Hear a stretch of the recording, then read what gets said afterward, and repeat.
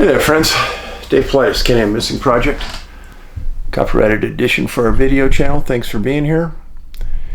And this is a missing persons segment. And guess what? We'll be talking about missing people. Yay! Now, just lately, a relative of a missing person case that I put up not long ago contacted me. And they said, Dave, we enjoyed watching your show about so-and-so, and you got your facts 100% right. So thank you for doing that. I appreciate that. Now, many of you maybe have read that there's a couple of people that seem to be on the rampage on the comment section. And they said, why are you writing about missing people? Don't you have any respect for them? I've said this before. I'll say it again. I've never had a missing person's family come back and say, why did you do that? That was wrong. You shouldn't do that. Never. In fact, all the families I've ever met have thanked me a lot for trying to keep that case alive and in front of the public. So, don't really care what people say negatively about what I'm doing. I think it's a service to the family that they want that case front and center in people's minds. Now, my life's taken a lot of strange turns. And one of the strangest ones, I gotta tell you, is I've spent a lot of time in the Yukon territory up in Canada. I think I've been there 8, 9, maybe 10 times. I first went there with my family, and we took a week-long vacation fishing up there. Met some people. So one guy liked me. Ends up, a couple years later, he hired me as a VP of Business Development for a company.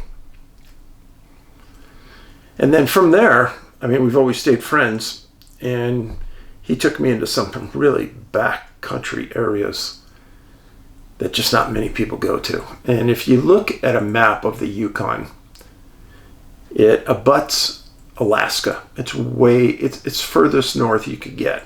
Furthest northwest you can get in Canada.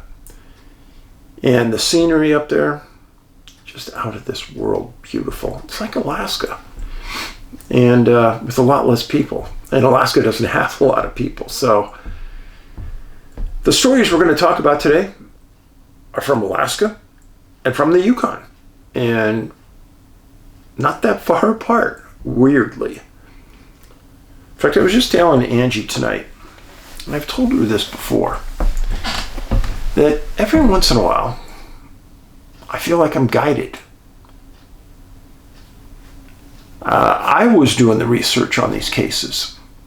On one case, the first case we're going to talk about. And then all of a sudden, the second case pops up not that far away. And they just don't happen like that. It could have been happenstance. But I told Angie, it's like something was guiding me to both of these. I don't know why. I mean, when I lay them out for you, you're going to see that they're close to each other. And in this part of the country, that is not normal.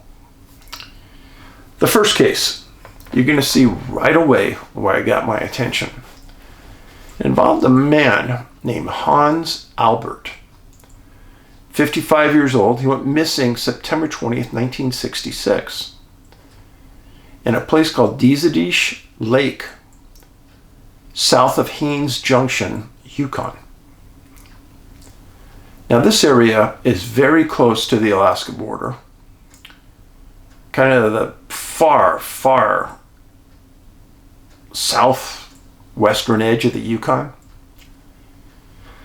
Now Hans had flown to this Haines Junction with a friend of his from Germany to go hunting. So now what you got is you got two subgroups that I focused on, hunters and Germans. Now, Disappearance Lake is a very large lake surrounded on one side by huge mountains. On the other side is kind of some prairies and then bigger mountains. Now, Hans and his friend were staying in Haines Junction, not that far away. Let me kind of show you the map of this. So here's Diesedish. Here's Haines Junction. Now, before I go further, how many people out there went on the Bigfoot cruise? Raise your hand. Haha, perfect. You're going to know. It pays off to go. Well, this is Juneau. We stopped in Juneau and we did a town hall meeting there. Some of the most fascinating stories I've ever heard. Now, right here is a city called Hoona, a very small city. But that is the location where I took 20 people fishing for the day on the river. Now, Hoona is a very, very small port, very small. And people there were just the nicest you can imagine. So that was not far from the two cases we're talking about right here. So Hans and his friend are staying in Haines Junction and they're hunting. Now on September 20th, 66, Hans and his friend go out and they go into the woods and they're hunting ptarmigan. And they're kind of near the lake and the mountains. Well, they hadn't seen anything for several hours. So Hans stated that he was going to hike the peak, see if he could stir up some prey. His friend said he was getting tired. He was going to stay down low. So his friends last saw Hans climbing up to the top of the mountain. Now, what do we call this right here? Point of separation. Hans is climbing the mountain. Friend doesn't see him. They're going to meet up a few hours later. A few hours go by. 4 hours go by. Friend gets nervous, starts searching. Searches for 2.5 hours. Calling Hans's name, nothing. So his friend, realizing that there's a crisis developing, walked down to the wilderness, got into a car, got into a car, and drove to a wilderness lodge nearby and requested RCMP assistance. 6 p.m., RCMP arrived, and they went into the area with Hans's friend, trying to understand where he disappeared. And they ended up staying out in the wilderness another 2.5 hours, looking, honking horns, turning on sirens, everything you do. Nothing. Well, the RCMP immediately gets on his phone and he starts calling for area assistance. And he got it right away. He set in motion a full search and rescue for the following day. So September 21st, they were able to gather 20 government employees from throughout a 100-mile radius. And they also got Kluane helicopters to volunteer search and rescue time from Haines Junction. And they also had requested a government helicopter with night vision and FLIR. Well, those 20 people searched for 8 hours, didn't find anything, came back in. September 22nd, crucial day now. 3 canine teams arrive and spent the entire day on the mountain. And they had 27 ground pounders assisting in surrounding the area. The press had heard about the case, and a constable named Alderson made this statement. Volunteers covered miles and miles and miles. Our feet are sore. 32 square kilometers have been searched by air and by ground. We had airplanes from the Coast Guard, helicopters from Kluane, and we haven't seen anything.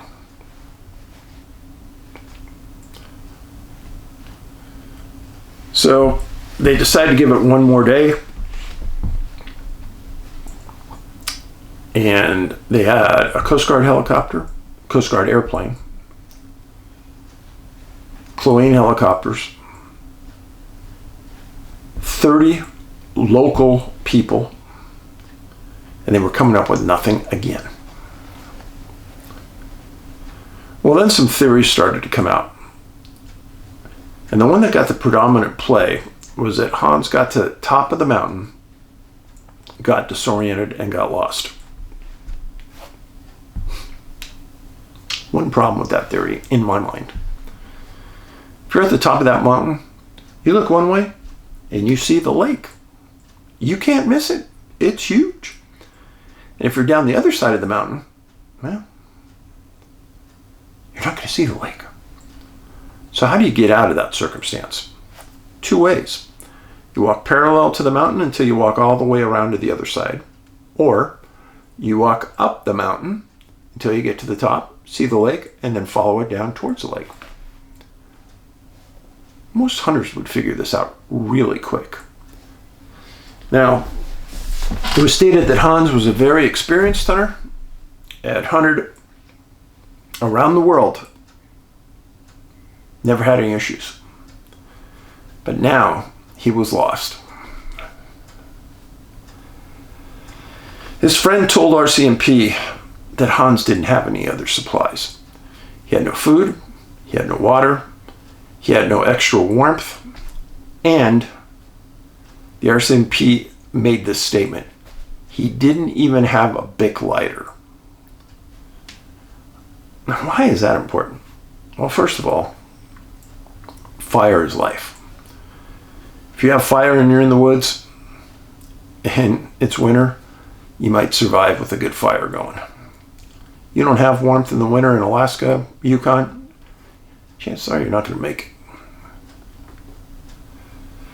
Now, there's a place called the Dalton Trail Lodge on the Haines Highway on your way to the lake that provided food for the searchers. And those came from Kluane Search and Rescue, Champagne Ashikik, First Nations, Parks Canada, and the community of Haines. Why is that important? Every time I can put a name out for some organization helping search and rescue, I'm going to do it. Search and rescue people, they're volunteers, all of them. So when people step up and give away their profits, like the Dalton Trail Lodge did, supplying food for free, it's the kind of people we need in our world. But you know what? In these remote areas, I see it all the time. So September 23rd, the search and rescue was completely abandoned. I did some online searching about Germans going to the Yukon. Turns out that they have a long history of doing that. And they started coming when the Klondike gold rush started in the Yukon. And then Germans have kind of an exploration type persona, most of them. They love beauty and adventure, and the Yukon offers that. And the Yukon website said that the Germans have been coming here for many decades. Yeah. I'll bet that that was a very tough ride home for Hans's friend. All right.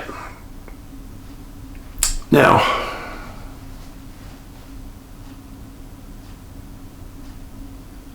just 120 miles south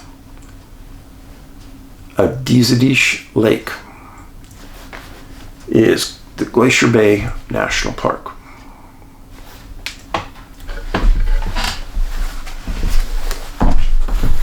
Here's where we were just talking about, where the hunter went missing. There's Haines Junction. This is the lake. Glacier Bay National Park and Preserve. This is the location right here in orange where we're talking about. Again, I took people fishing in Hoona, spent a day in Juneau. So, Glacier Bay Park. I've written about it before in my books, but this is a case that I've never talked about before because I just found it. And it's very odd that I found it. but it's a fascinating case. It involves a lady named Mary Louise Dragu, 43 years old, missing May 12, 1958 at 6:15 p.m. This is Mary. She was living in Glacier Bay National Park, Alaska, married to Parker Dragoo, who was the supervising ranger for the National Park Service at Glacier Bay. Now, Parker was a disabled World War II soldier, and he spent 2 years in a VA hospital recovering from his wounds. He went on to get a University of Minnesota degree in forestry. He joined the Park Service and later became the chief ranger at Columbia River National Forest in Washington. Parker and Mary had 2 girls, Mary, 13 in 1958, and Jeanette, a student at Washington State. Now, prior to coming to Glacier Bay, the family had been living in Kettle Falls, Washington, at that Columbia River National Forest. They had been on site in Alaska since January 58, or 5 months. The National Park Service had just completed their new home May 1st. So you kind of get the feeling for the family. They were there with 1 daughter. The husband, Parker, was assistant supervising special supervisor for the entire park. A very good job for the National Park Service. Well, May 12th, 6:15 p.m., the family at the time resided in their new home in Bartlett Cove. There were several other families that lived around them, almost all government employees. And Mary often took a walk down the dirt road in front of their house because it stayed light till 10 p.m. out there. Parker didn't think anything of it when she took off for her walk. It was just a normal thing. She usually didn't walk with anybody else, just loved the beauty of the park. And in fact, she had talked about writing a book about it.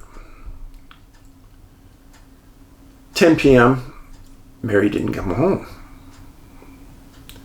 Parker walked the route that she normally took, where he saw her walk too, called her name, came back, got neighbors and their husbands to assist, calling her name. He didn't see any bears. He didn't see any predators. He didn't see any animal predation. He told everybody that Mary would not leave the dirt road. She wasn't going to go wandering into the wilderness. He came back. He called his chief ranger, explained the circumstances.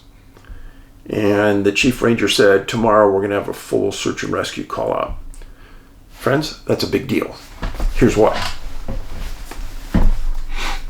When there's full search and rescue call out at a national park, that pulls attention right on to that spot. And a chief ranger has authority to call that. But as I've been told by several families, that the chief ranger or the superintendent at the park isn't making the calls. Somebody else in Washington, D.C. nowadays is making those calls. Now, in 1958, there's little communication coming out of that location at Glacier Bay. So I doubt that anyone's making the calls other than the superintendent and the chief ranger. So there's a full call out. The Coast Guard cutter Sweetbriar is dispatched that night from Juneau. It's a 9-hour cruise to get to Glacier Bay with their full crew. 3 airplanes from surrounding communities, mostly fish and game and warden service planes, and 30 civilians from the area responded. And the Civil Air Patrol was given the task of organizing all the volunteer planes to fly specific areas. And then Juneau Rescue Council was dispatched that night and flown out in intervals to the area. Now, I can tell you, this was a big deal in 1958. The amount of resources just right there that I told you about are huge. So May 14th, scope of the search got larger because nothing was being found. Parker reiterated that his wife would stay on the road and not go in the bush. But like in every search, you have to go into the bush. You have to fly over it. You have to look for it. The planes and helicopters were covering the forest areas, and then the personnel, the ground pounders, were covering all the area within 300 feet of all the roadways and the waterways. Many of the articles made a big deal saying, oh, all the water around Bartlett Cove was covered and nothing was found. What are they thinking? She's going to go for a nighttime swim? I don't think so. Everybody knows the water in Alaska is cold year-round. You don't want to go in it ever. May 15th, the Juneau Rescue Service supervisor, a man named A.W. Brody, turned out to be sort of the spokesperson for everybody. He told the press, quote, "Nothing encouraging has been found at all. We've come to a dead end." Now, Alaska Coastal Airlines out of Juneau had sent a helicopter for 2 days at their own expense, and they were flying back to Juneau that night. The Coast Guard plane and the Coast Guard cutter were going back to Juneau. This is the part that's weird. They specifically said this, that there was a Marine broadcast to all ships in the area to be on the lookout. That's all it said. Be on the lookout for what? Some swimmer trying to cross the channel? There's no boats missing, so what are they looking for? It was all odd. Very odd. May 16th, formal search and rescue was stopped. Juneau again gave another press interview and stated that all NPS personnel, National Park Service, and Parker sat down and had a meeting.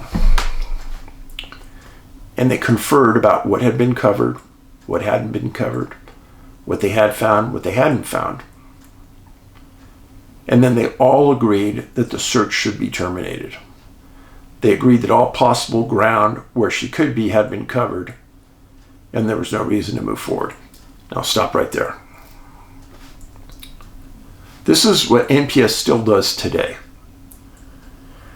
If you're the wife of someone missing in a national park and they search for 5 days, they're going to come back to you and they're going to say, we did this, this, and this, and all of the data shows that the missing people are found within 2 miles or less from this area, blah, blah, blah. What else do you think we should do? And if you're not really cognizant about how to respond to that question, or you don't know the full abilities of search and rescue, you're going to get trapped into saying, "Oh, I don't see what else you could do. That looks good," and then they'll quit. And that's what they're looking for.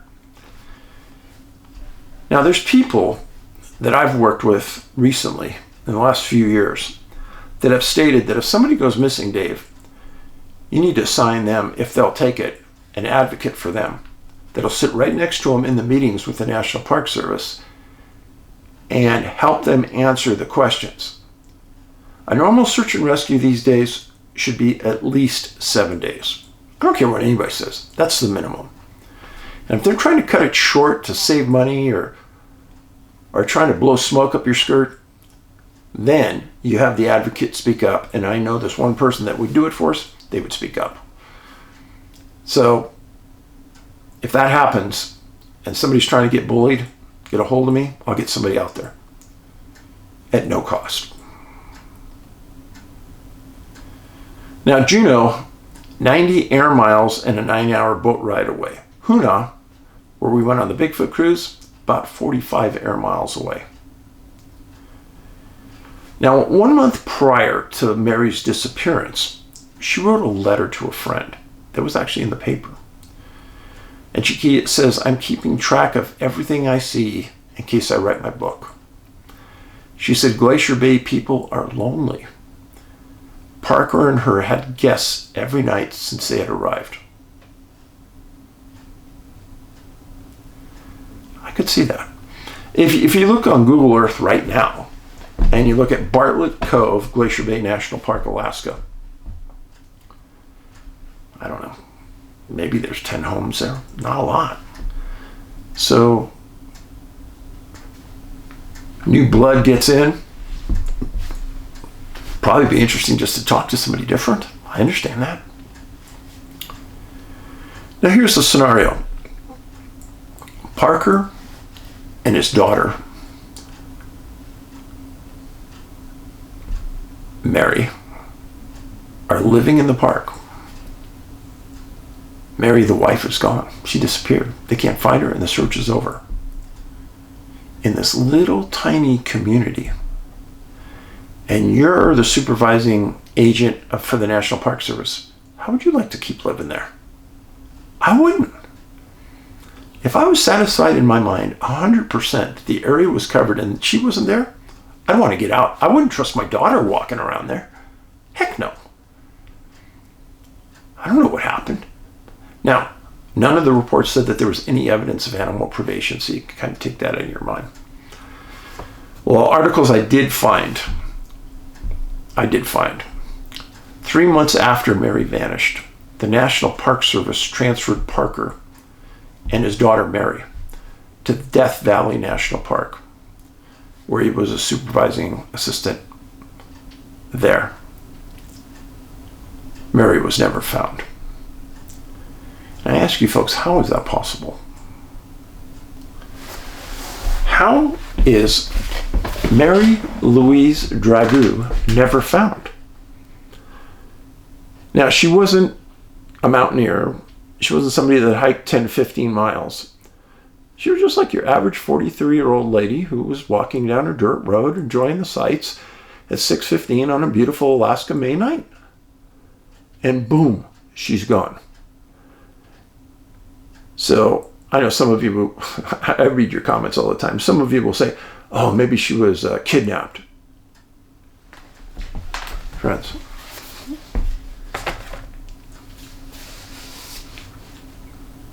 I don't think so.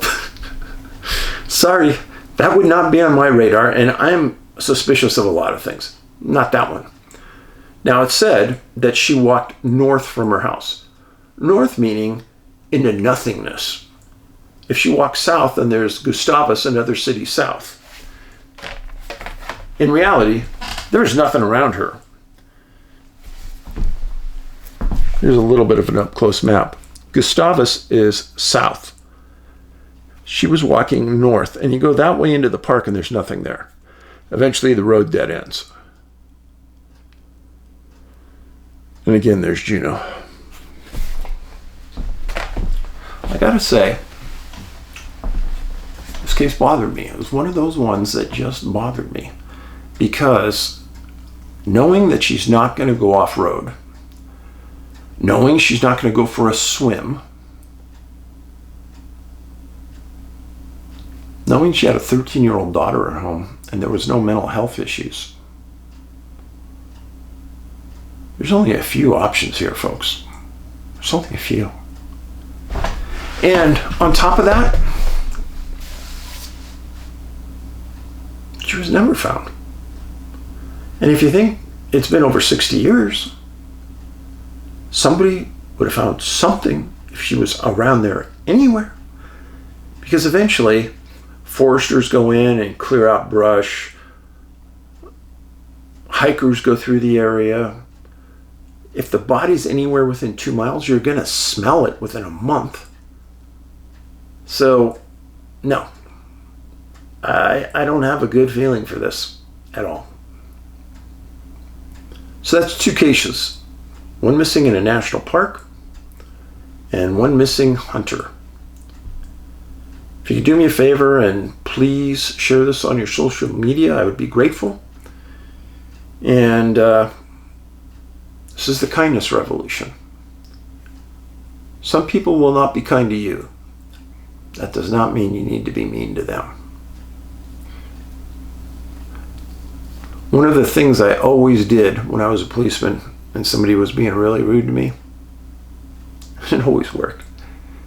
I would start talking to them in a softer tone, in a lower tone. And people will always, in return, start talking that way back to you. Unless they're completely insane on drugs or something. But they'll start talking the same way back. I hope you have a great day. I appreciate you being here. You are important to us. Please make sure you're subscribed.